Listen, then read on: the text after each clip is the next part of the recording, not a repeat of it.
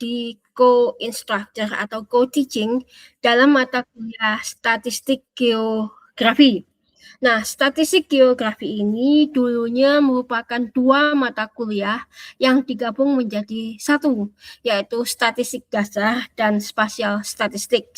Jadi dalam statistik geografi ini pada dasarnya mengcover 2 mata kuliah dalam bentuk yang lebih padat. Karena itu Anda hanya akan mendapatkan 1 kode mata kuliah, tetapi SKS-nya 4. Which means a lot. Jadi kalau Anda mendapatkan C, wah itu akan sangat berpengaruh kepada transkrip Anda. Meskipun saya kira untuk kasus tidak lulus mungkin hampir tidak ada, tetapi ada beberapa yang ya sudah hampir jauh di bawah rentang C. Nah, untuk semester ini saya dan Bu Melati akan menjadi pengampu bersama yang akan dibagi menjadi paruh waktu. Mungkin untuk yang ini kapas saya belum sempat untuk mengupdate menggunakan Zoom Pro yang bisa mengakomodir lebih dari 100 orang, tetapi Google Meet ini kapasitas hanya 100 orang, jadi di atas 100 mungkin Anda bisa mendengarkan recordingnya. Mohon maaf, saya belum sempat untuk membuat invite dari Zoom. Jadi, tapi saya sudah merekam mata kuliah ini. Jadi mohon nanti Anda bisa bergabung dengan teman di dekat atau mempelajari kembali lewat recording. Nah, ini saya tidak tahu, kadang-kadang slide terputus atau kadang-kadang sinyal hilang atau kadang-kadang juga slide tidak bergerak ke slide yang seharusnya. Jadi dalam kondisi itu silahkan feel free untuk memberitahu saya. Saya tidak membuat siapapun untuk diposisikan sebagai mute, jadi silakan saja untuk menyampaikan sesuatu.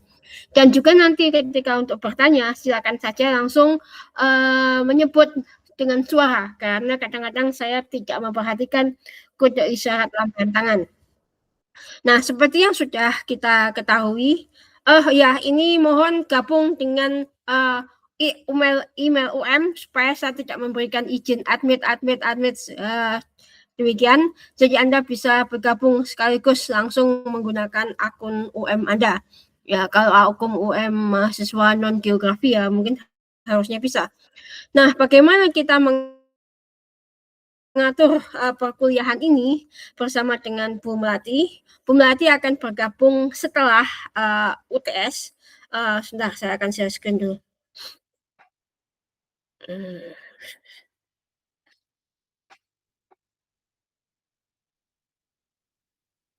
Bisa dilihat kah?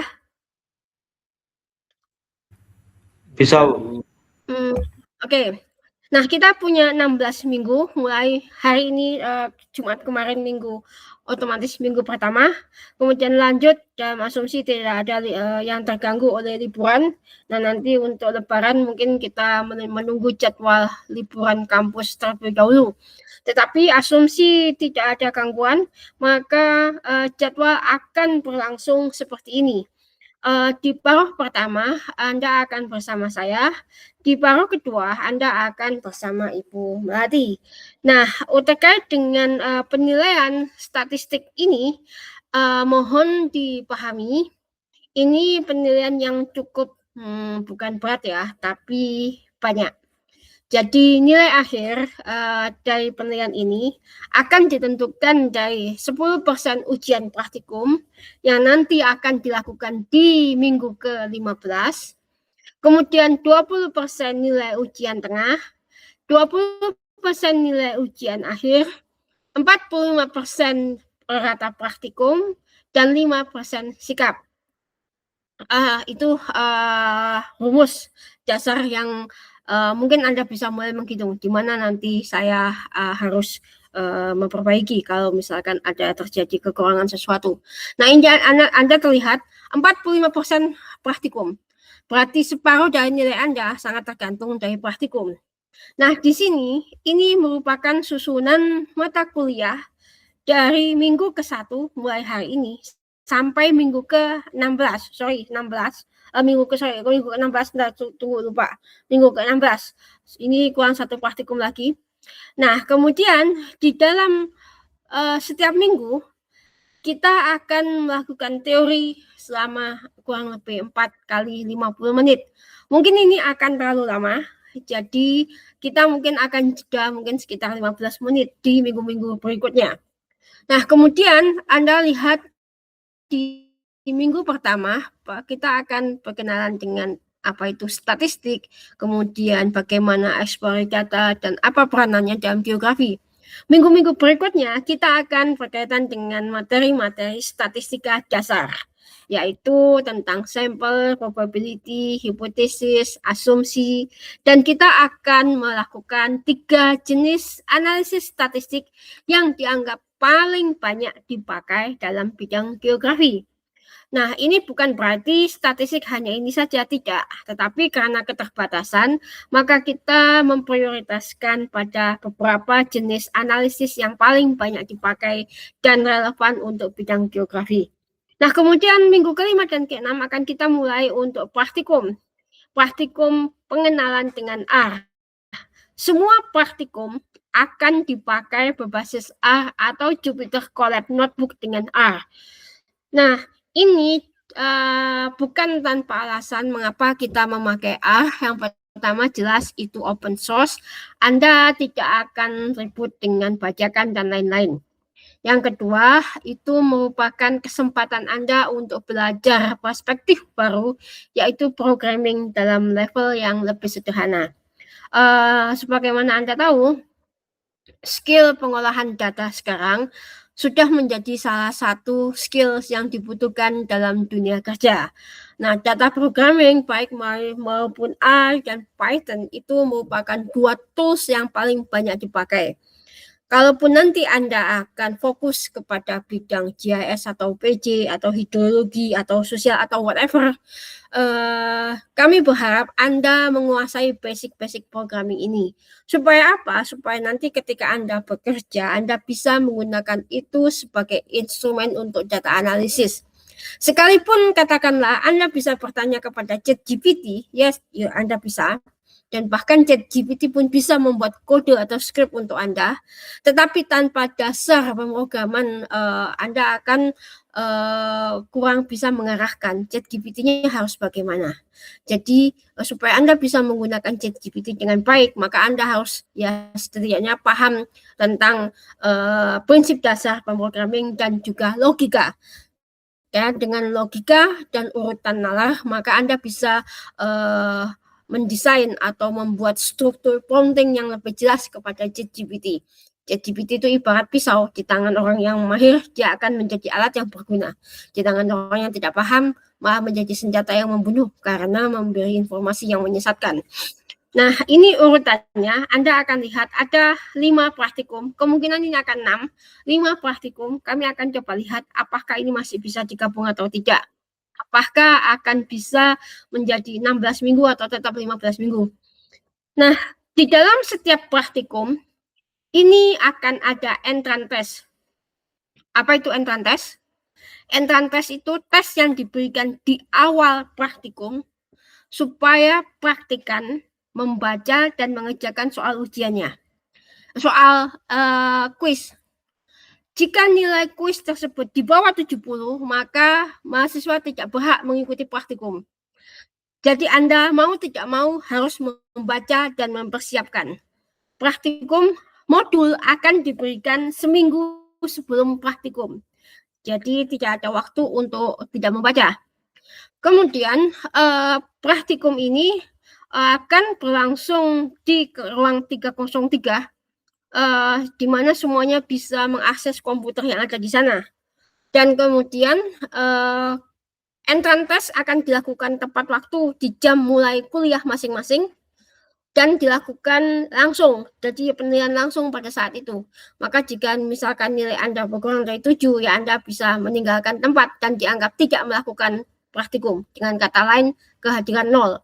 Apakah Anda bisa submit praktikum? Bisa, tetapi nilainya tetap separuh. Anda tidak akan bisa mendapatkan nilai keseluruhan. Nah, jadi mengapa begini? Karena ada kecenderungan mahasiswa tidak mau membaca modul yang sudah dipersiapkan. Jadi ketika pada saat praktikum, maka mahasiswa bahkan tidak tahu harus ngapain. Dan kami ingin mengurangi hal tersebut dengan memberikan entrance test pada mahasiswa. Jadi, nanti akan ada 3 asesmen praktikum yang akan membantu Anda semua untuk persiapan praktikum, termasuk instalasi software R. Kalau misalkan Anda ingin mencoba mulai sekarang ya nggak apa-apa. Banyak introduction, banyak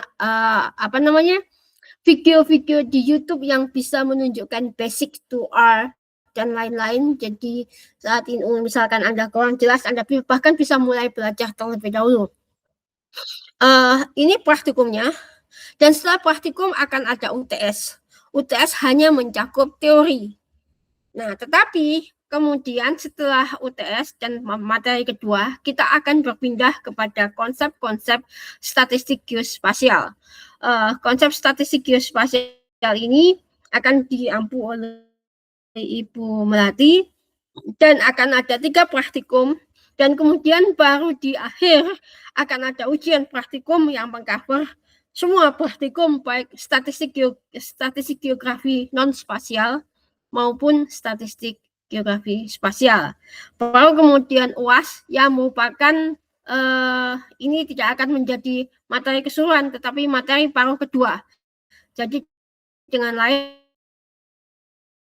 UTS fokus kepada spasial. Seperti itu rencana desain kuliah semacam ini. Nah, ini reference Anda bisa Google Drive di sini. Well, it's still in English, tetapi zaman sekarang Anda bisa upload pecah itu buku menjadi beberapa bab. Anda bisa upload pada ChatGPT untuk memberitahu apa maksudnya dalam bahasa Indonesia. Tetapi saya menyarankan bagaimana cara sukses kuliah statistik.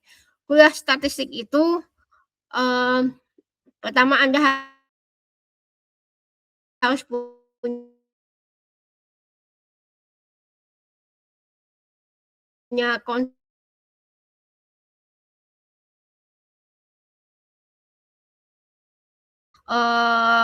kurang mempunyai imajinasi. Memang sulit untuk dilihat karena pedangnya nggak bisa dipegang maksudnya.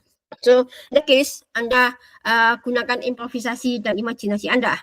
Yang kedua, gunakan semua alat bantu, baik buku referensi yang dalam bahasa Inggris tadi, baik kemudian ChatGPT untuk membantu memahami buku referensi. Saya tidak menyarankan Anda belajar menggunakan TikTok atau YouTube atau video pendek, karena materi yang kompleks tidak pernah bisa diajarkan secara menyeluruh melalui video pendek yang tidak bisa mencakup konsep-konsep yang kompleks. Jadi dalam hal ini saya sarankan kalau Anda hanya sekedar ide dasar, well that's fine. Tapi kalau Anda ingin melihat konsep yang lebih konkret, lebih kompleks, lebih detail, Anda harus membaca rujukan.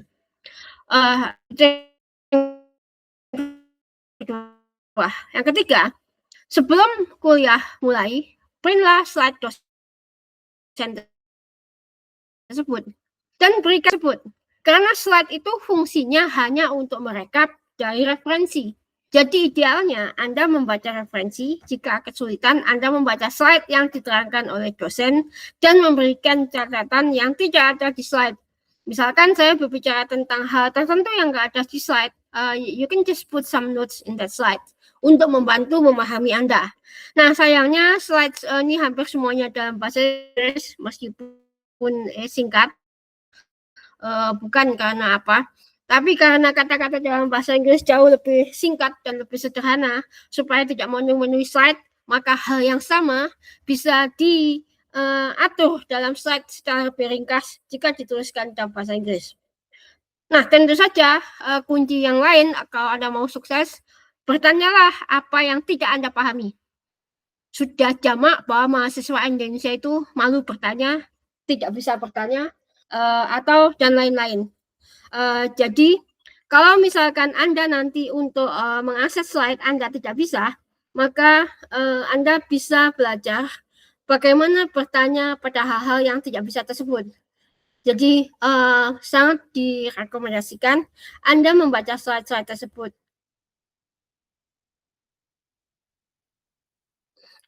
Terus kemudian Apa ya, slide, catatan, dan jangan lupa, kerjakan semua praktikum supaya Anda mempunyai nilai yang lengkap. Maksudnya bagaimana?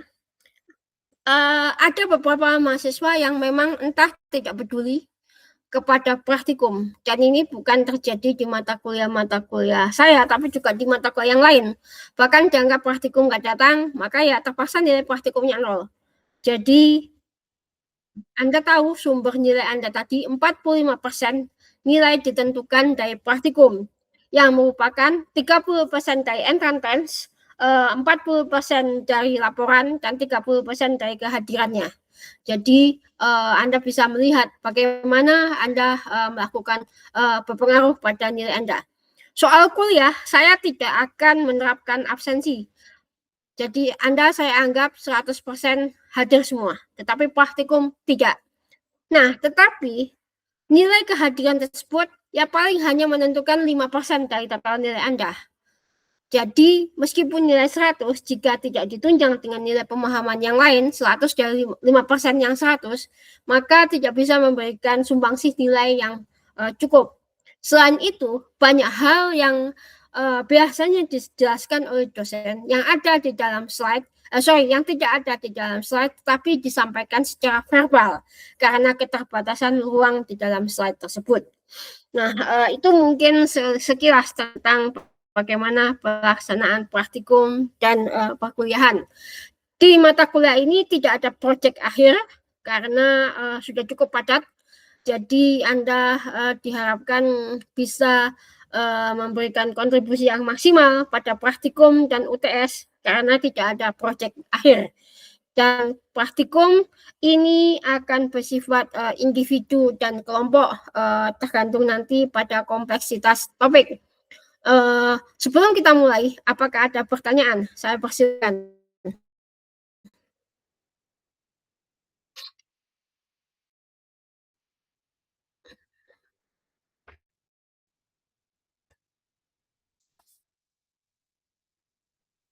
Kalau mau bertanya langsung saja, tidak usah melambaikan tangan, tapi langsung menyampaikan pertanyaan. Oke, jika tidak ada, kita mulai dengan praktikum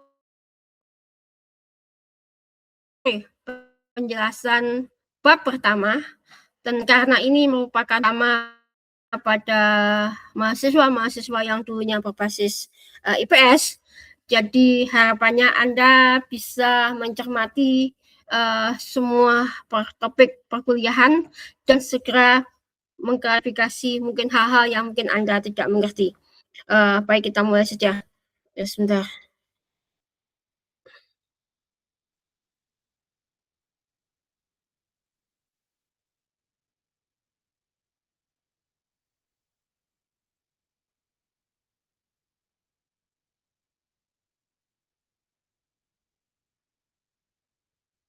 Apakah bisa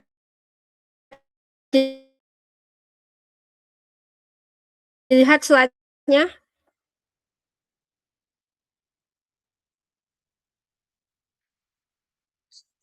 Bisa, Bu.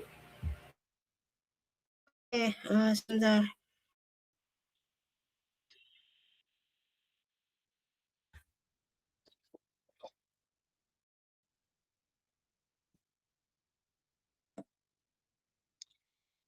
Nah, jadi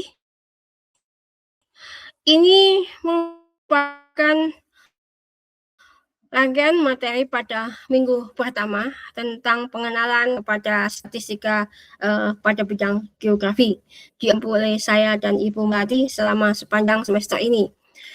Nah, di dalam paruh semester kita akan fokus kepada statistika dasar yang mengcover 4 minggu pertama sebagai konseptual proses, dan selanjutnya diikuti dengan praktikum dan ujian tengah baru sial. Nah, keempat minggu pertama ini kita akan belajar tentang apa itu statistik, kemudian mengapa statistik itu penting, dan apa kaitannya bidang geografi dengan statistik. Kemudian bagaimana kita bisa memahami pola-pola dalam bidang landscape geografi secara lebih terstruktur dengan menggunakan instrumen statistik. Kemudian bagaimana kita bisa memaknai dari data yang kita kumpulkan dan kita analisis terhadap proses-proses yang ada pada landscape di dalam kajian-kajian bidang geografi. Kemudian memahami faktor-faktor yang berpengaruh di dalam proses tersebut. Mungkin itu secara gambar besarnya. Nah, mungkin ini pertama kali geografer perlu statistik. Kalau Anda belajar tentang pengenalan prinsip-prinsip geografi, pengenalan pada bidang ilmu geografi, Anda pasti dikenalkan dengan konsep bahwa geografi itu merupakan ilmu yang mempelajari variasi interaksi antara berbagai macam faktor geosfer dari tempat ke tempat. Maka di situ apa yang bisa Anda peroleh? Bahwa interaksi antara geosfer tersebut akan memunculkan berbagai macam hal yang berbeda atau variasi. Maka geografi sebetulnya ilmu yang mempelajari variasi-variasi suatu proses dari tempat ke tempat. Mengapa di sini seperti itu, mengapa di sana seperti itu, dan apa yang membuat dia seperti itu. Nah, jadi pada dasarnya dengan hal tersebut, kita belajar tentang mempelajari dinamika suatu proses yang selalu berbeda, selalu bervariasi, bukan saja dari satu tempat ke tempat, tapi juga bervariasi dari waktu ke waktu. Contoh misalkan variasi hujan. Hujan di gunung pasti relatif lebih tinggi ketimbang hujan di pantai. Itu variasi secara spasial. Tapi kita juga paham bahwa hujan pun bervariasi secara temporal. Musim bulan Juni dan bulan Januari pasti akan hal yang berbeda. Nah, variasi-variasi ini banyak hal di sini bukan merupakan suatu random noise, atau artinya bukan terjadi tanpa sebab. Ada suatu faktor yang membuat dia seperti itu. Tetapi karena interaksi antar variabel, interaksi antar faktor, membuat variasi ini tidak selalu mudah dipahami, tidak selalu mudah diprediksi. Nah, statistik inilah yang mampu membuat kita mendeskripsikan dan menginterpretasikan variasi ini. Katakanlah, mengapa katakanlah penduduk di sana GDP-nya lebih rendah ketimbang katakanlah di pegunungan. Nah, seperti itu. Nah, jadi dengan kata lain, statistik dalam geografi itu memberikan alat tambahan, memperkuat analisis ketika Anda memahami proses-proses geografi yang terjadi. Analoginya, kalau tanpa menggunakan statistik, Anda bisa mendeskripsikan hal tersebut lebih kepada secara kualitatif. Tetapi dengan statistik, analisa Anda akan lebih kuat. Mengapa katakanlah produksi jagung di sana turun ketika terjadi kekeringan? Apa buktinya? Seberapa jauh ini bisa dipercaya? Nah, statistiklah yang berfungsi untuk menambahkan informasi hal tersebut. Nah, kemudian dalam statistik ini kita berperan menjadi tools atau alat untuk memberi makna. Artinya, kita mengubah proses dari data menjadi informasi, dan dari informasi menjadi pemahaman atau makna. Data hanya sebatas kumpulan angka-angka, ada 5, ada 6, ada 7, ada 8. Ini nggak berbunyi apa-apa.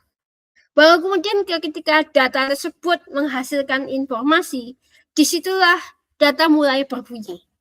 Oh, katakanlah informasi suhu di kota hujan panas Malang semakin meningkat dari tahun ke tahun.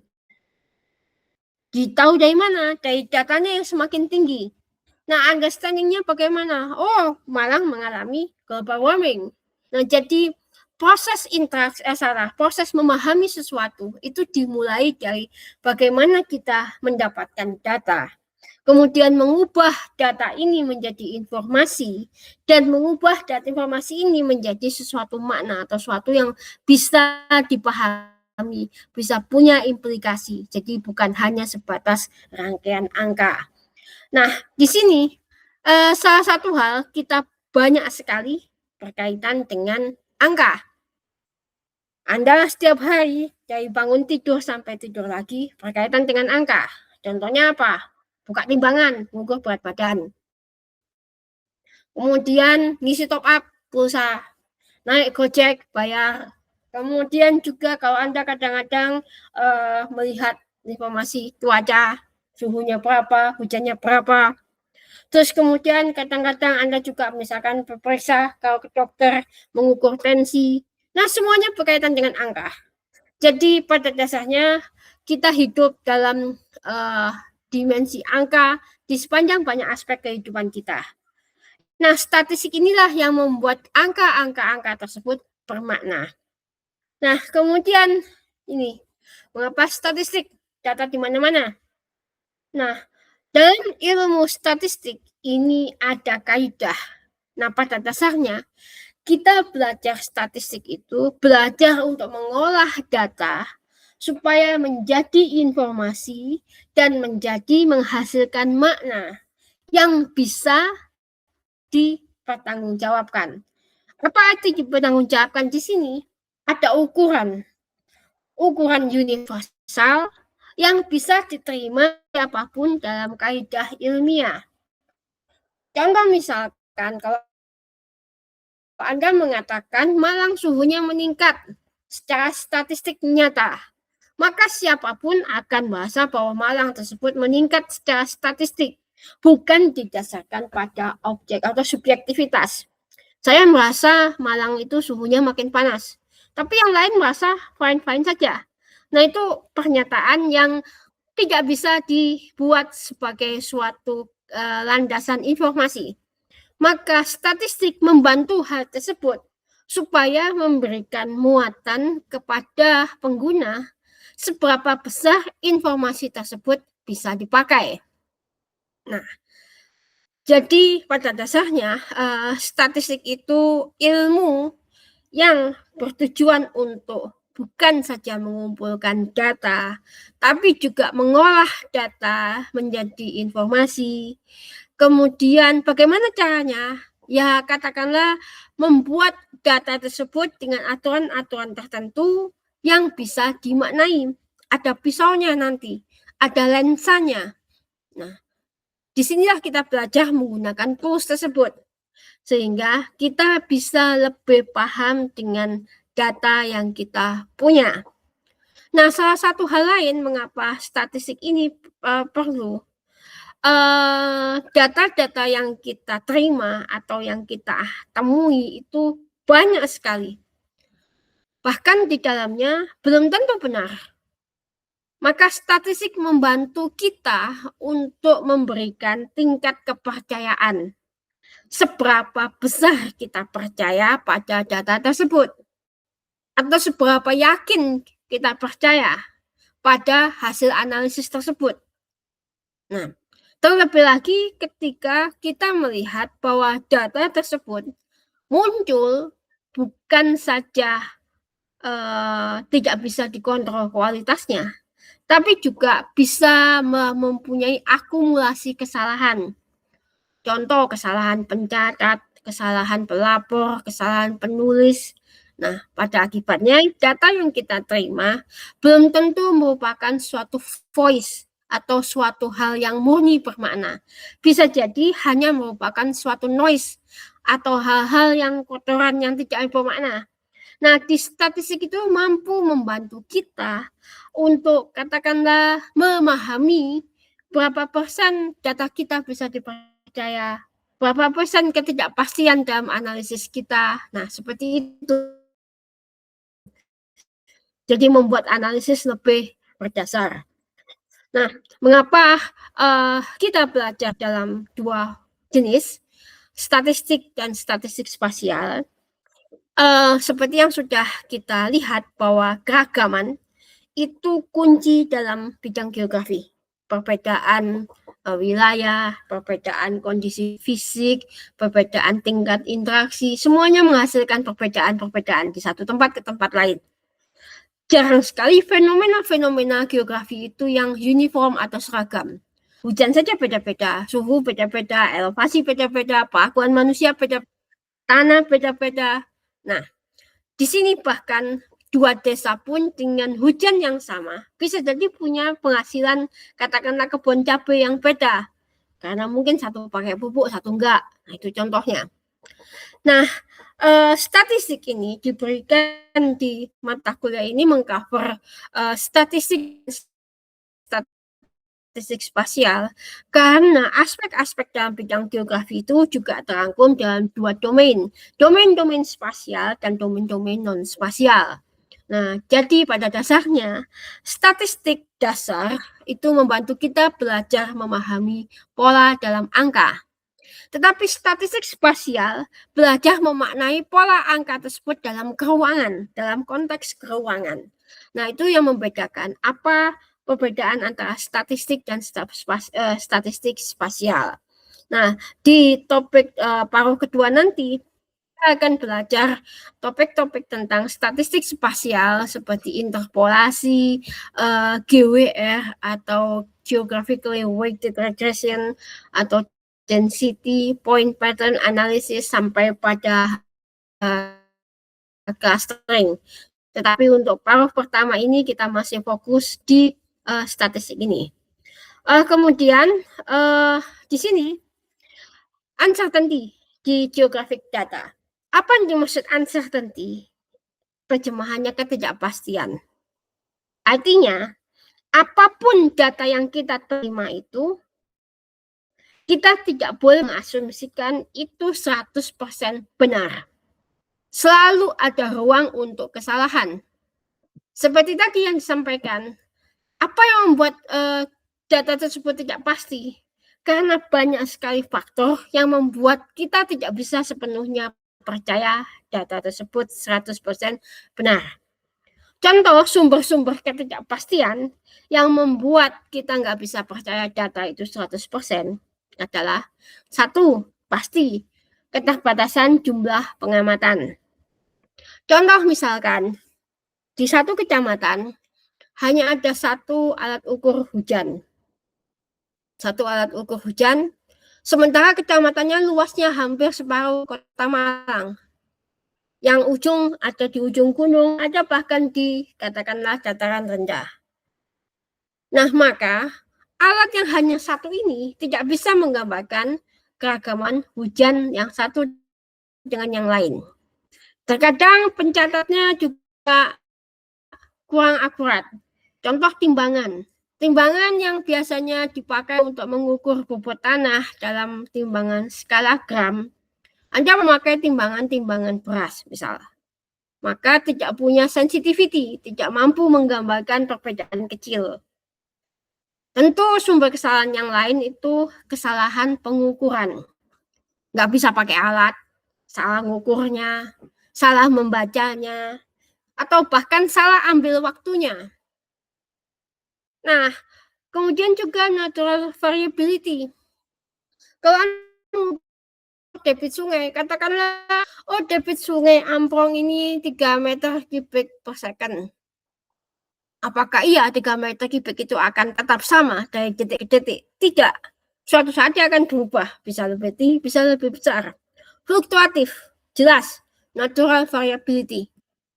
Nah, maka alat hasil data yang Anda ukur itu tidak bisa menggambarkan dinamika perubahan debit dari sungai ke sungai. Yang Anda tahu, sungai itu debitnya hanya 3 meter kubik per second. Padahal itu hanya yang tercatat dalam 1 kali perekaman. Nah, contoh juga misalkan dengan citra satelit. Citra satelitnya Anda menggunakan Landsat lewat tanggal 16 Februari. Anda tahu Landsat lewat 16 hari sekali. Kemudian Anda pakai untuk mengukur suhu kota Malang. Dan Anda menyimpulkan, kota Malang di bulan Februari suhunya 24 derajat. Februari yang kapan? Februari itu ada 28 hari. 29 kalau kabisat. Suhu pun berubah-ubah. Dari jam 6, jam 7, jam 8, jam 9, jam dan lain. Sementara Landsat yang Anda ukur hanya lewat jam 9 pagi. Nah, ada keterbatasan sensor. atau keterbatasan alat. Plus human behavior. Nggak bisa pakai alatnya, harusnya dikalikan 0, tidak dikalikan 0, harusnya dibuat kalibrasi dulu, tidak dikalibrasi. Pada akhirnya yang terukur menjadi salah. Nah, hal-hal semacam inilah yang berpotensi membuat data yang kita terima itu tidak bisa dianggap 100% benar. Apapun data yang Anda terima, Anda harus asumsikan bahwa di situ ada ruang kesalahan, ada ketidakpastian. Nggak tahu benernya berapa, kita nggak tahu. Nah, hal-hal ini akan mengumpulkan data dalam bidang statistik nanti. Kemudian, apa contoh aplikasi statistik dalam bidang geografi? Banyak sekali. Contohnya misalkan Anda bisa menggambarkan perbedaan produktiviti dari lahan yang terdampak longsor atau tidak. Anda bisa menggambarkan perbedaan hujan dari daerah-daerah yang rentan bencana atau tidak. Anda bisa menggambarkan perbedaan katakanlah pendapatan petani dari yang support sistemnya baik atau enggak. Anda bahkan juga bisa menggambarkan perbedaan suhu dari waktu ke waktu atau hujan dari waktu ke waktu. Nah, di sini kita nanti akan belajar berbagai macam tools untuk visualisasi. Data itu kalau sudah dianalisis harus divisualisasikan. Supaya apa? Supaya membuat orang lain mengerti, lebih paham. Contoh misalkan dalam grafik ini, Anda melihat ini data hujan tahunan dari mulai tahun 1960 katakan sampai 2000. Dan ini terlihat trennya menurun. Nah, gambar ini cukup memberikan informasi kepada pembaca atau pengguna bahwa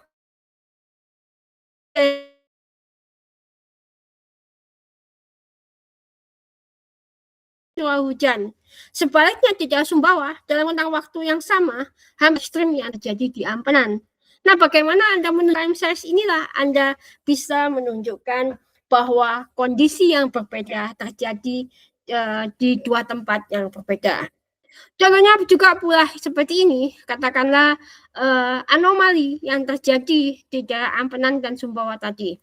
Maka di sini secara statistik ini menunjukkan bahwa Ampenan mempunyai anomali yang lebih besar ketimbang Sumbawa.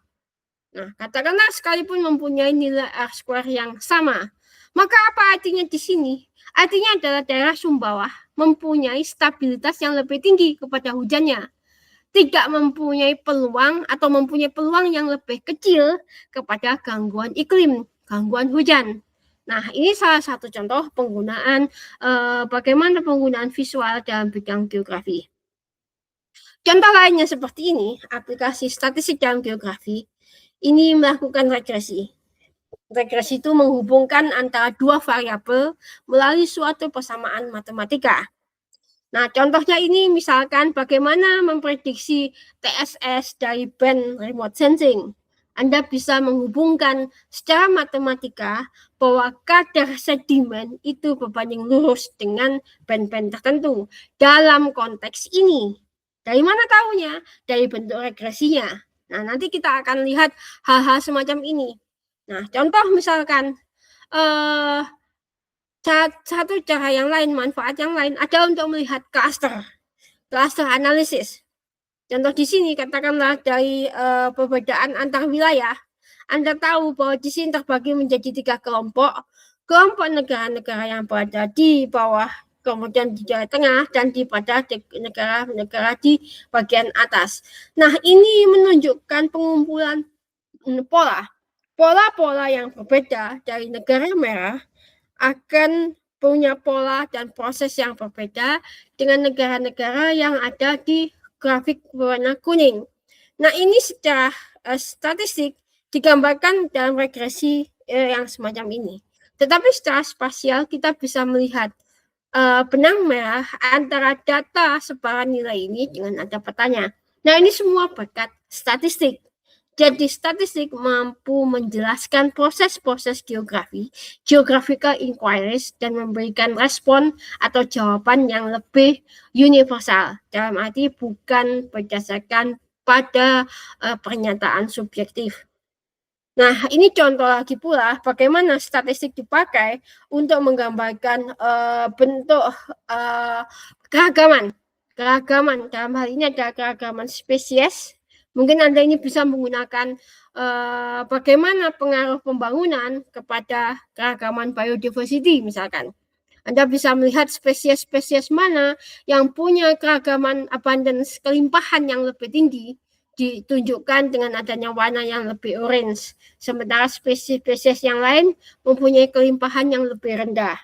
Dari hanya sekedar heat map ini, di mana setiap pixel ini merupakan persen relatif abundance atau kelimpahan relatif.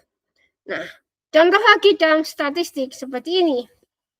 Misalkan Anda punya bagaimana box plot analisis dipakai untuk menggambarkan perbedaan dari pendapatan dan dari jenis yang diusahakan. Maka Anda bisa melihat, ini khususnya yang geografi manusia, bagaimana pendapatan petani sangat berkaitan dengan tanaman yang diusahakan.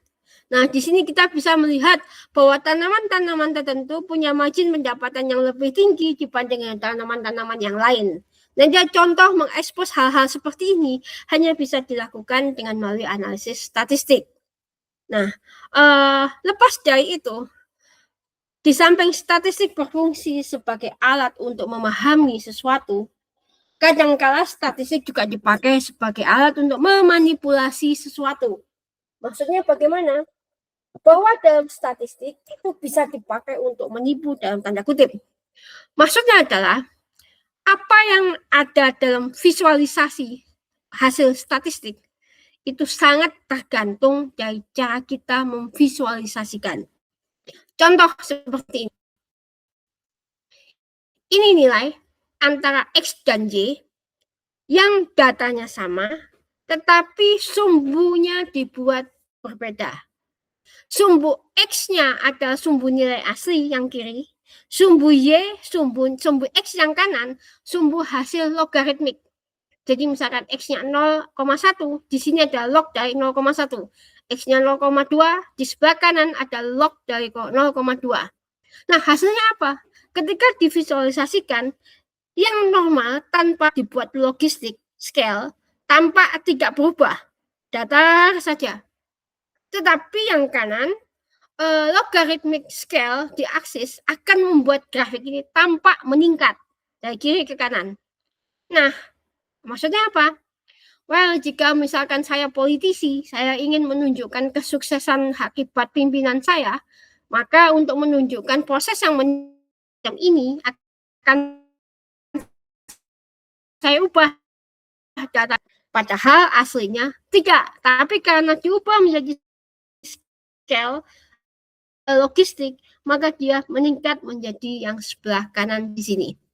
Nah, ini bukti bahwa visualisasi itu sangat tergantung dari bagaimana cara kita memvisualisasikan.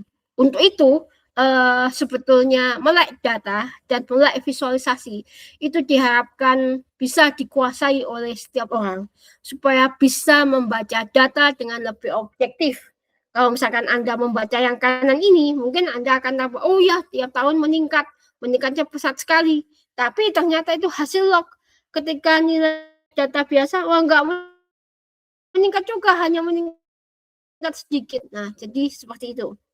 Ini contoh lagi, bagaimana kita terkadang tidak sadar, atau mungkin memang dengan sengaja, menggunakan visualisasi yang berbeda.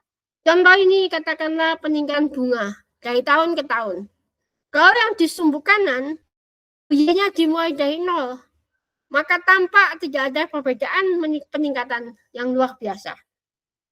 Tetapi kalau di sebelah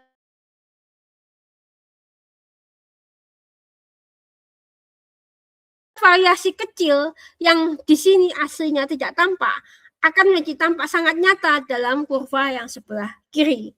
Nah, ini contoh bagaimana data yang sama bisa menghasilkan impresi atau kesan yang berbeda ketika divisualisasikan dengan cara yang berbeda. Nah, harapannya setelah Anda mengambil statistik, Anda bisa lebih memahami makna dari visualisasi suatu data. Nah, terus kemudian dalam statistik, kita berkenalan dengan banyak macam statistik nanti. Pertama adalah statistik inferensial. Apa itu statistik inferensial, deskriptif dan inferensial? Ada beberapa macam. Sebentar, saya pasang baterai.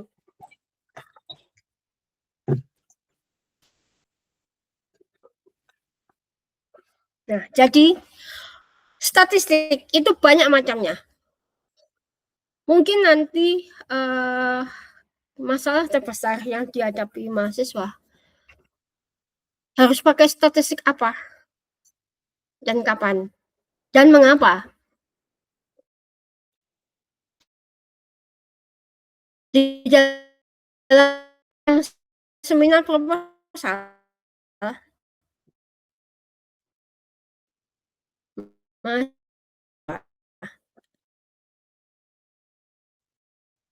ketika menjelaskan desain penelitiannya hanya asal comot, asal kopas, tanpa tahu apa yang dikopas.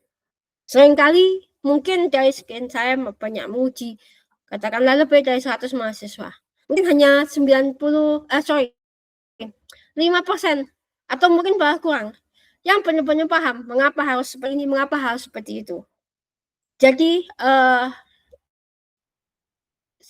saya berharap ketika nanti Anda melakukan seminar proposal dan Anda mempresentasikan desain penelitian Anda, terutama metode statistik yang akan dipakai, Anda betul-betul berangkat dari pemahaman yang utuh tentang apa yang Anda kerjakan. Anda bisa belajar statistik mandiri mungkin, tapi terkadang banyak hal yang justru mungkin membingungkan. Jadi itu saya berharap ketika ada perkuliahan semacam ini, Anda membaca terlebih dahulu misal, dan ketika Anda bingung, Anda bisa klarifikasikan hal tersebut kepada Bapak Ibu dosen, supaya bisa membantu pemahaman Anda terhadap apa yang menjadi isu dari topik yang tidak dikuasai tersebut. Nah, kembali tergantung dari mana kita memandang. Nah, dari jenis datanya,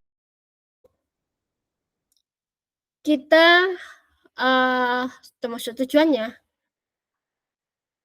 ada dua jenis statistik. Pertama, statistik deskriptif,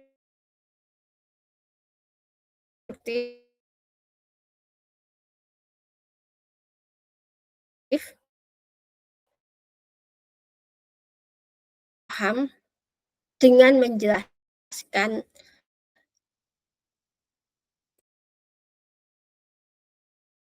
apa yang ada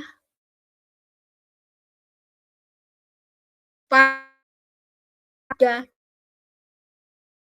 data yang kita punya. Mau kriterianya seperti apa, jenisnya apa, rata-ratanya apa, pokoknya tidak lepas dari 10 orang ini. Ya karena itu data yang Anda punya. Itu namanya segala sesuatu yang dipakai untuk menjelaskan dari data yang kita punya, hanya yang kita punya, what is in the data that we have, itulah deskriptif. Nah, di sini misal Anda melakukan pengukuran suhu Kota Malang setiap hari dari mulai 1 Januari sampai 31 Desember 2025. Tahun bukan kabisat. Berarti ada 365 pengamatan. Data itulah yang Anda punya, 365 biji. Maka ketika Anda mendeskripsikan suhu Kota Malang hanya berdasar 365 data yang Anda punya, disitulah Anda sedang melakukan analisis statistik deskriptif. Tapi pada kalanya, kita harus membuat pernyataan yang melampaui data tersebut. Nah, disitulah kita menggunakan statistik inferensial. Yang namanya infer itu menduga, menganggap sesuatu, memprediksi, mengestimasi. Describe itu menjelaskan dari apa yang sudah kita pegang. Oh, bukunya warna kuning, 100 halaman, katakanlah setiap deskripsikan apa yang ada di situ. Nah, inferensial lepas dari tadi. Katakanlah misal, buku kuning yang saya pegang itu 100 halaman. Kemungkinan semua buku kuning yang ada di Kota Malang juga 100 halaman. Nah, pada saat Anda membuat inferensial statistik, menginfer sesuatu dari yang Anda punya untuk beyond the data. Jadi inferensial statistik pada dasarnya kita menggunakan data yang kita punya untuk memprediksi data yang tidak kita punya. Contoh misalkan, Anda kembali ke 10 petani tadi.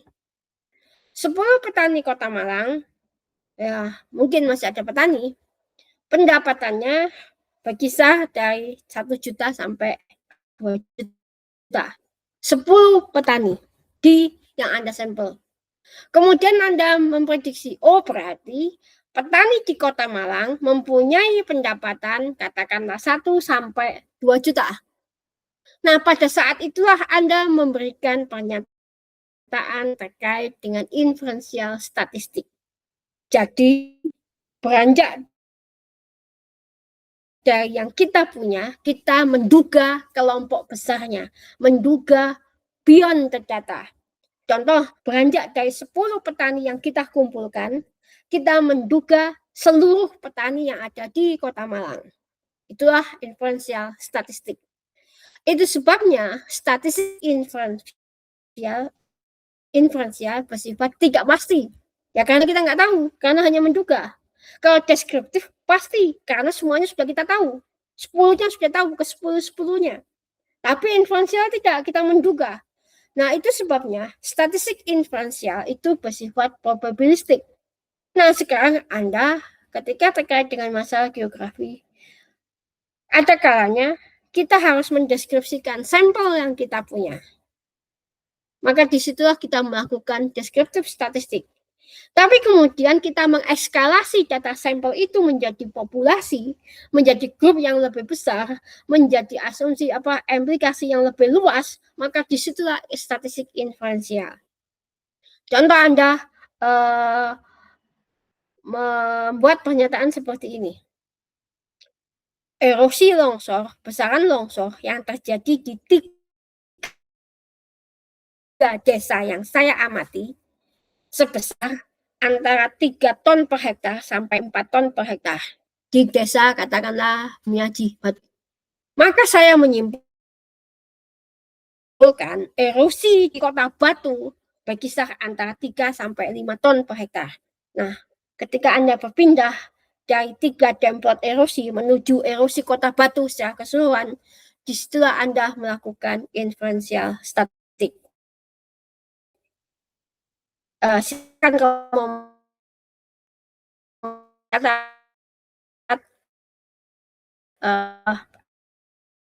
Anda untuk menambahkan keterangan tambahan. Nah, jadi secara garis besarnya, deskriptif statistik itu suatu cara untuk mengorganisasi, memberikan summarizing, dan presenting data. Data yang hanya kita punya. Dari sampel yang kita kumpulkan, sampel dan populasi. Sifat populasi dari sampel yang kita punya. Semoga nggak bingung ya. Jadi kalau deskriptif, itu kita mendeskripsikan sampel yang kita punya. Tetapi kalau inferensial, kita menduga sifat populasi dari sifat sampel yang kita punya. Jelas di situ bedanya. Nah, kemudian inferensial statistik itu terkait dengan apa saja. Kalau deskriptif statistik jelas, Anda nanti minggu depan mungkin kita akan belajar mulai deskriptif statistik tentang nilai terendah dari sampel, nilai tertinggi dari sampel, nilai tengah, nilai median, nilai modus, kemudian nilai interval, range. Nah, itu statistik deskriptif. Tapi statistik inferensial merupakan suatu pendugaan atau suatu estimasi dari suatu sampel menuju ke populasi. Contoh, kita punya data 10 petani tadi. Kita ingin menduga bagaimana karakteristik petani secara keseluruhan. Nah, dalam pendugaan inilah diperlukan adanya suatu uji hipotesis. Nanti kita akan belajar lebih lanjut apa itu uji hipotesis. Kemudian bagaimana kita menentukan hipotesis. Ada berapa macam hipotesis? Bagaimana cara memaknai hipotesis tersebut? Nah, itu mungkin nanti pada minggu ke-3, estimasi dan hipotesis testing.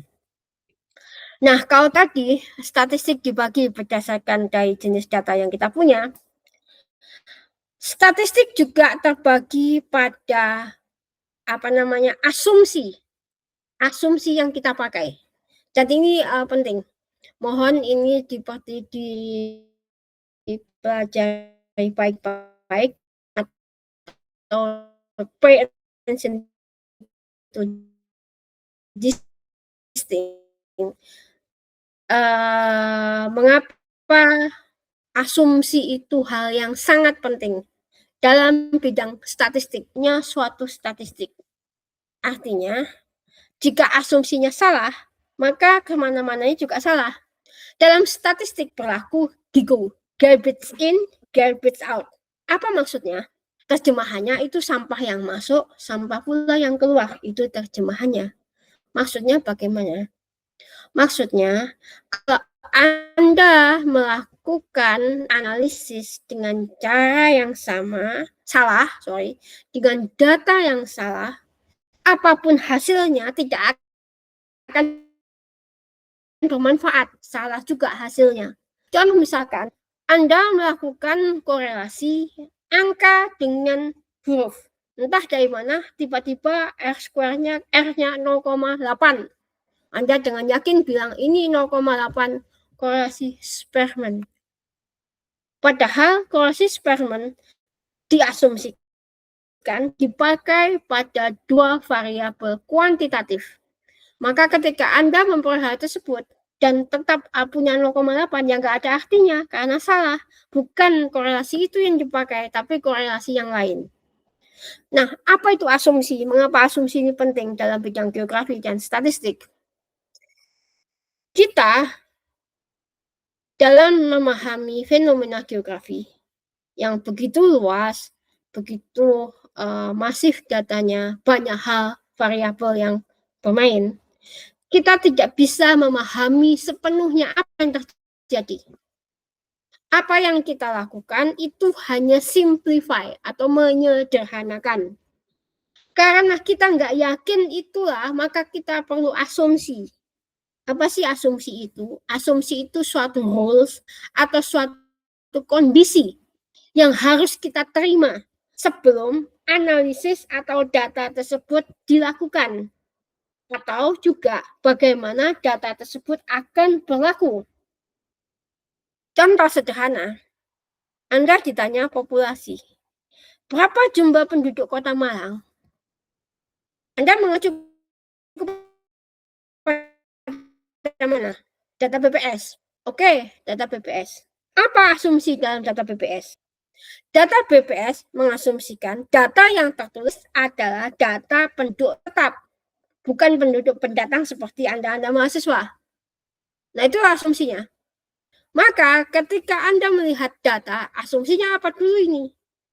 Data ini diasumsikan berasal dari data penduduk asli semua, bukan pendatang, bukan imigran yang terdapat dalam data BPS tersebut. Nah, asumsi inilah yang harus kita pahami sebelum kita melakukan analisis. Ibaratnya, asumsi itu kondisi yang harus dipenuhi sebelum analisis tersebut dilakukan. Mengapa? Karena statistik itu hanya alat, hanya instrumen. Setiap instrumen didesain untuk bekerja di kondisi tertentu. Contoh misalkan Anda itu melakukan gigi 1 atau gigi 1 naik motor dipakai jika dalam tanjakan. Ya artinya mesin gigi 1 memang dipakai untuk kondisi medan ekstrim. Maka ketika medan tersebut mulus, ya tidak bisa lagi cocok untuk gigi 1. Asumsi analoginya seperti itu. Hal yang sama untuk statistik. Setiap kondisi itu beda-beda. Anda mau regresi, mau korelasi, mau analisis GWR, mau analisis beda nyata, itu punya requirement atau punya prasyarat yang beda-beda.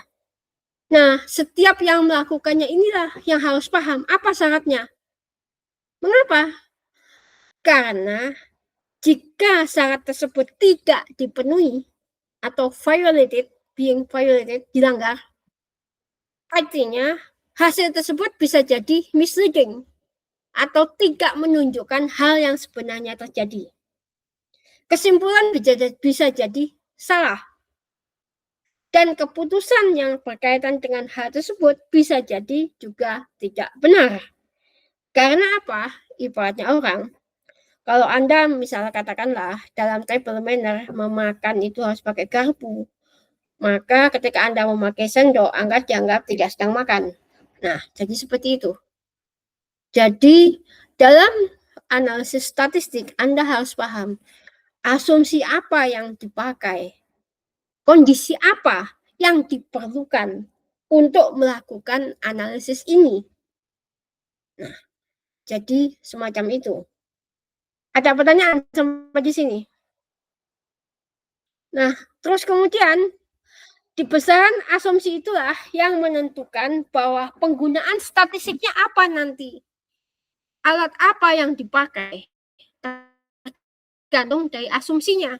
Maka jika kita melihat berdasarkan asumsinya, maka statistik dibagi menjadi statistik parametrik dan non-parametrik. Statistik parametrik itu statistik yang didasarkan pada analisis yang datanya sudah diketahui punya sifat tertentu. Jadi katakanlah regresi itu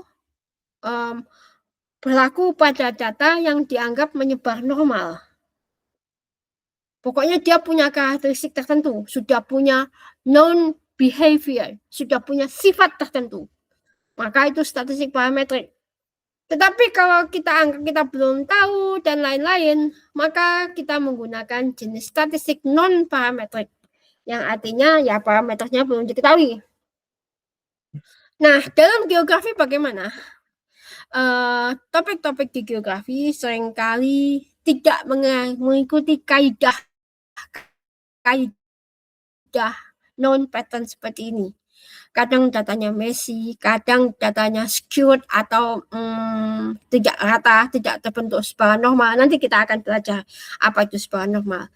Kadang datanya tidak beraduan atau kadang banyak noise, angka-angka outlier dan lain-lain. Pokoknya tidak punya susul ditebak lah ini datanya seperti apa, polanya seperti apa. Nah, pada hal-hal seperti itu banyak hal yang membuat asumsi-asumsi tersebut tidak dipenuhi. Nah, ketika asumsi tidak dipenuhi itulah biasanya kita menggunakan statistik non-parametrik. Contoh misalkan, Anda melakukan korelasi antara dua variabel dengan menggunakan Pearson. Apa asumsinya? Pearson itu mengasumsikan, mensyaratkan dua variabel itu berlaku normal sebarannya.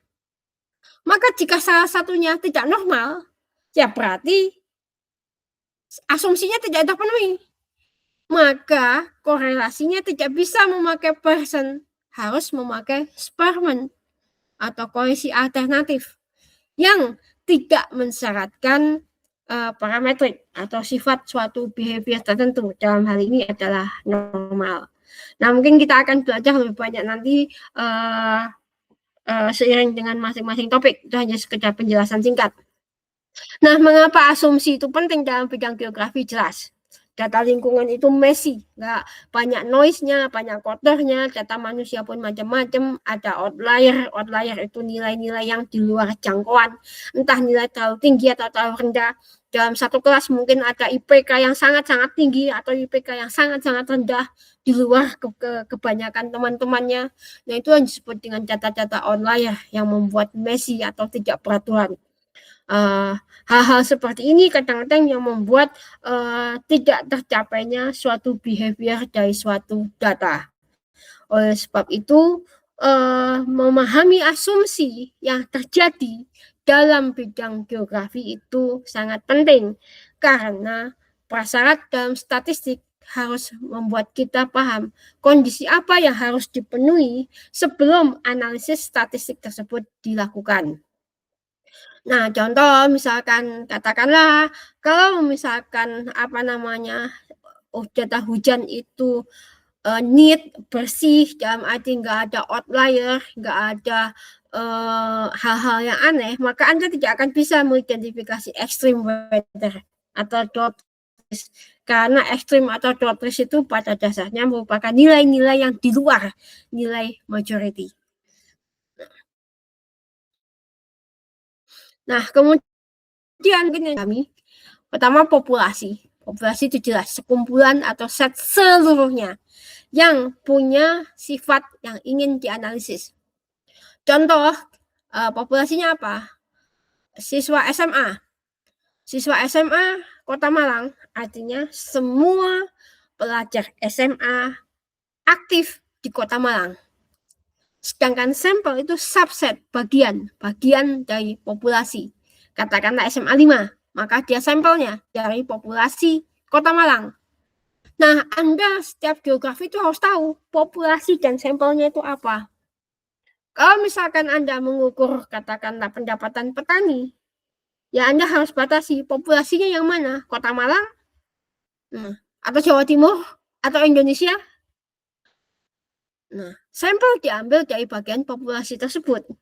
Nanti pada saat menentukan desain sampling, berapa banyak sampel yang harus diambil, itu sangat dipengaruhi dari estimasi ukuran populasinya. Dalam remote sensing, tentu ukurannya samplingnya akan berlainan dengan sampling di bidang sosial. Nanti kita akan belajar soal sampling dan distribusi. Kemudian variabel. Variabel ini adalah karakteristik angka atau jumlah yang bisa diukur. Variabel ini sifat yang bisa diukur. Contoh, variabelnya apa? Variabel dari intelektual, diukur dari IPK. Nah, variabel apa? Variabel tingkat intelektual misalkan. Variabel kesehatan, diukur dari apa? Body mass index. Nah, diukur dari apa? Tinggi dengan tumbuh berat badan. Variabel kemiskinan diukur dari apa? Pendapatan. Nah, pendapatan itu yang merupakan variabel, BMI itu merupakan variabel. Jadi pewakil atau sifat yang dipakai untuk mengukur sesuatu. Contoh misalkan variabel tentang erosi yang ya besaran erosi ton per hektar. Variabel tentang produktivitas lahan. Apa datanya? Ya hasil panen. Nah, seperti itu. Jadi variabel merupakan sifat yang bisa diukur. Kemudian variabel ini bisa juga disebut dengan item dari suatu data. Nah, data jelas nilai dari angkanya tadi. Nilai dari variabel itulah data. Data bisa plural, bisa singular, jamak dan single, tergantung dari bagaimana kita kelompok dalam satu sampel. Nah, kemudian ada istilah lagi yang disebut dengan eksperimen atau perencanaan aktivitas yang direncanakan untuk menghasilkan set of data. Nah, dalam statistik ada juga dikenal dengan parameter dan statistik. Jadi ini mirip-mirip. So, jadi kalau Anda bilang statistik in English, itu artinya statistik itu adalah numerik angka dari suatu sampel, sementara parameter itu angka dari suatu populasi. Contoh misalkan, pendapatan seluruh petani Kota Malang yang populasi katakanlah 5 juta. Nah, 5 juta dalam Kota Malang ini disebut dengan parameter. Sementara yang dari sampel yang disebut dengan statistik. Itu istilah basic dalam bahasa Inggris kalau Anda ingin membaca supaya tidak bingung. Nah, ini padanan. Padanan simbol semua dalam statistik itu biasanya dikelaskan dalam level analisisnya. Apakah level analisis sampel atau populasi?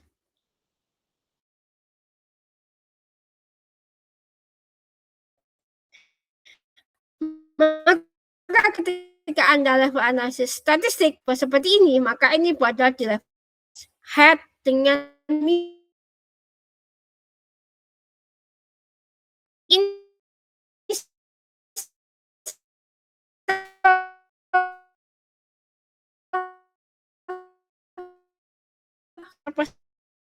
yang berbeda untuk hal yang sama di level yang berbeda. Apakah level sampel atau level populasi? Nah, gampangnya sih pasti kecil-kecil hurufnya. Pasti itu untuk sampel. Kalau yang besar-besar itu untuk populasi.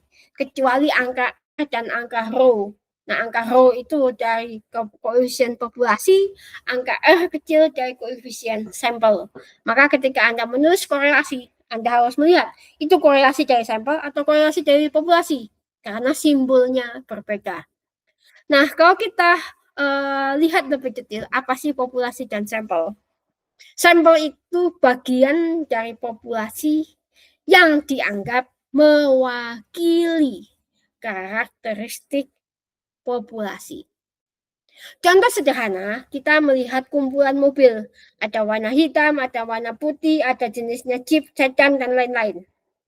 Nah, di sini kumpulan mobil. Maka sampelnya, kalau di dalam populasi itu ada 3 warna, ada 6 jenis mobil, dari katakanlah 500 mobil, ada 3 warna. Dari 500 mobil, ada 3 jenis mobil. Maka sampel yang diambil pun juga harus punya 3 warna dan 3 jenis mobil. Maka di situ dikatakan sampel representatif kepada populasi. Dianggap mewakili populasi. Contoh sederhana apa? Tahu petani di sana itu ada yang punya mobil Jeep banyak, ada yang juga pakan pupuk pun. Maka di situ Anda melihat bahwa populasi petaninya itu macam-macam. Ada yang kaya, ada yang miskin, ada petani besar, ada petani kecil. Maka ketika Anda mensampel, Anda juga harus mengcover ini. Petani yang kaya, petani yang miskin, petani yang ladangnya banyak, petani yang ladangnya kecil. Nggak bisa Anda hanya membuat petani kecil semua. Jadi kunci sampel yang baik adalah representatif dari sampel. Itu untuk bidang ekonomi misalkan, petani. Bagaimana dengan biofisik? Biofisik contohnya misalkan begini. Anda ingin melihat perubahan debit erosi dari Sungai Berantas. Anda tahu Berantas? Berantas itu membentang dari hulu Batu sampai Sidoarjo. Ordonya beda. Mungkin ordo 1 sampai ordo 8. Ada di hulu, ada di tengah, ada di hilir. Maka ketika kalian mengklaim kajian Berantas, hanya mengklaim Kota Batu, bisakah disebut Berantas? Tidak bisa, Anda hanya berada di hulu. Bisakah disebut Berantas sementara Anda hanya mengcover ordo 1 atau ordo 2? Maka ketika Anda tahu di populasi Anda itu ordo sungainya ada 1 sampai 8, ya ambil rata dari 1 sampai 8. Ketika Anda tahu petaninya miskin sedang kaya, ya ambil dari miskin sedang kaya. Baru di situ Anda bisa membuat sampel yang representatif. Ya, kita tahu. Mengapa perlu sampel? Karena populasinya terlalu banyak. Kita nggak punya waktu banyak, nggak punya data banyak, nggak punya tenaga banyak, dan lebih penting nggak punya duit banyak. Maka bagaimana kita bisa melakukan analisis pada hal yang dianggap mewakili anggota kelompok tersebut. Jadi, dalam melakukan sampling, Anda harus paham seberapa beragam populasi Anda. Contoh misalkan, petani cabai di mana ya, Poncokusumo. Saya mau melihat dampak erosi terhadap kesejahteraan petani cabai Poncokusumo. Populasinya adalah seperti Poncokusumo. Maka Anda harus lihat petani di sana itu kepemilikan lahannya seperti apa, sama apa enggak, jenis tanahnya sama apa enggak semuanya, kemudian elevasinya sama apa enggak, akses kepada pupuk sama apa enggak. Nah, perbedaan-perbedaan ini yang Anda pakai untuk menentukan keragaman sampel Anda nanti. Jadi, sampling bukan hanya soal jumlah, tetapi juga soal keragaman. Seperti contoh dalam kasus ini, jika ada 3 mobil,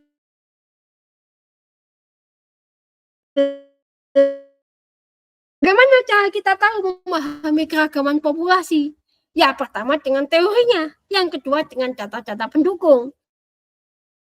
Anda ingin tahu keragaman elevasi, ya pakai dam. Nah, Anda tahu desa wilayah itu damnya sama apa enggak? Jangan-jangan yang satu di ujung gunung, yang satu di bawah jurang. Jangan-jangan yang satu lerengnya landai, yang satu lerengnya curam. Nah, itu dari satu karakter fisik.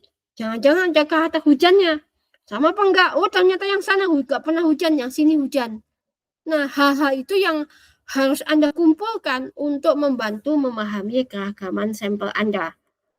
Nah, terus kemudian dalam statistik, Anda kadang-kala nanti akan mengumpulkan data. Bisa primer, bisa sekunder. Simple slide. Semua data yang Anda kumpulkan sendiri, Anda ukur sendiri, itulah data primer, sini data sekunder. Apakah data sekunder itu selalu tidak bermanfaat, tidak kalah level, tidak berharga? Belum. Yang menentukan kualitas suatu data bukan soal primer atau sekundernya, tapi bagaimana cara kita mengumpulkan data tersebut. Bagaimana cara data tersebut diukur. Nah, contoh, misalkan kalau Anda mengukur current meter, katakanlah Anda pada misalkan hanya di permukaan, tetapi Anda tidak mengukur pada sampai kedalaman tertentu. Bagaimana Anda bisa merepresentasikan speed dari water tersebut secara melintang dari atas sampai bawah, kalau Anda tidak punya tahu perbedaan arus dari atas dan dari bawah. Nah, kemudian dalam statistik ada hal yang disebut dengan variabel dan konstan.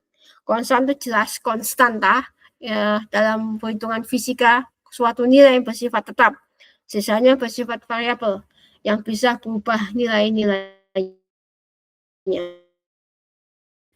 Data types ini yang paling sering gagal dipahami mahasiswa. Terus terang mungkin dari 100%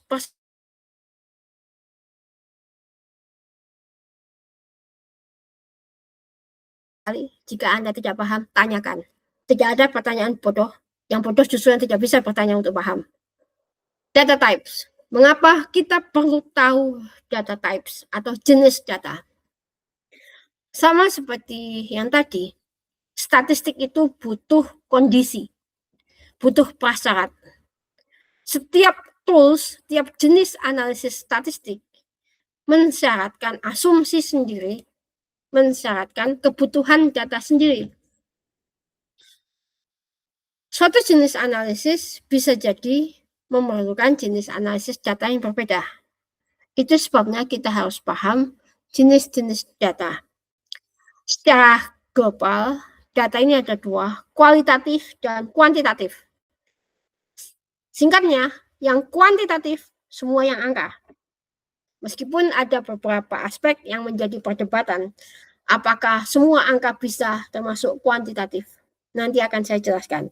Tapi yang jelas untuk memudahkannya, semua yang bersifat angka adalah kuantitatif. Karena suatu saat bisa berubah. Kemudian data kualitatif, jelas. Data kualitatif, data yang tidak bisa diangkakan. Nama, jenis kelompok, terus kemudian biasanya segala semua yang tidak bisa diangkakan. Nah, ini data kualitatif ini ada 2 jenis yang tidak bisa dijelaskan dengan angka. Ada 2 jenis sifatnya, dikotomik dan polinomik. Kalau dikotomik itu ya sifatnya hanya ada 2. Kalau nggak 1, 0. Kalau nggak ya, tidak. Kenapa 1, 0 itu dianggap kualitatif? Ya karena 1 itu biasanya ya, hanya saja disebut diganti 1 itu 0. Ya itu 1, 0 itu tidak. Tapi itu pada dasarnya merupakan kata ya dan tidak. Misal seperti itu. Kemudian yang binomial lagi, dikotomik lagi, laki-laki perempuan. Meskipun di Amerika sana gender ini sudah 6 jenis. Nah, jadi Anda juga harus tahu data saya nanti masuk kualitatif apa kuantitatif. Nah, kemudian polinomik. Nah, kalau polinomik ini bisa banyak. Contoh misalkan panas, dingin, hangat, asin, manis, pahit. Yang bisa lebih dari 2 jenis. Itulah polinomik. Nama sekolah, nama-nama desa, yang jelas lebih dari 2 bersifat polinomik. Nah,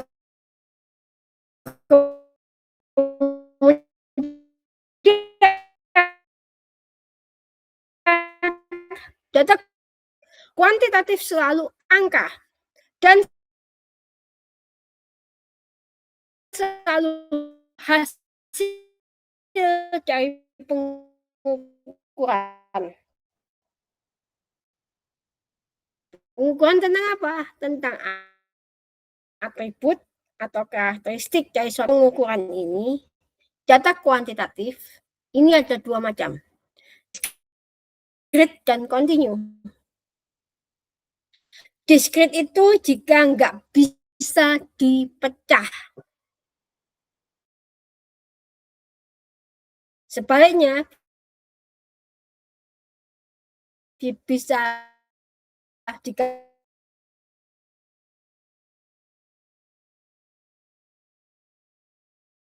5-4 tahun. Contoh lagi, jumlah kabupaten. Ada 5 kabupaten, 6 kabupaten, nggak bisa 2,5 kabupaten.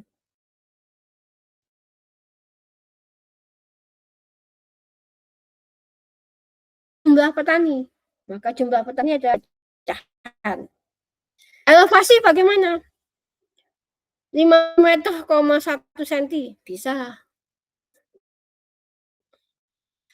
Nah, berdasarkan analisisnya, ini tipe-tipe data di sini, ini terbagi menjadi kualitatif, kuantitatif, discrete dan continue, polinomik dan dikotomik. Ini contoh-contohnya. Jadi ada jenis-jenis data berdasarkan kualitatif. Apa itu pengukuran? Pengukuran itu proses untuk memberikan status dengan membandingkan pada suatu standar. Proses yang assigning number to objects dan sifatnya yang kemudian dipakai dalam rumus matematika untuk menjelaskan setiap objek tersebut dan karakteristiknya. Singkat kata, pengukuran itu proses membandingkan sesuatu dengan suatu standar. Contoh tinggi badan. Artinya Anda membandingkan panjang tubuh manusia si A dengan penggaris. Itulah mengukur.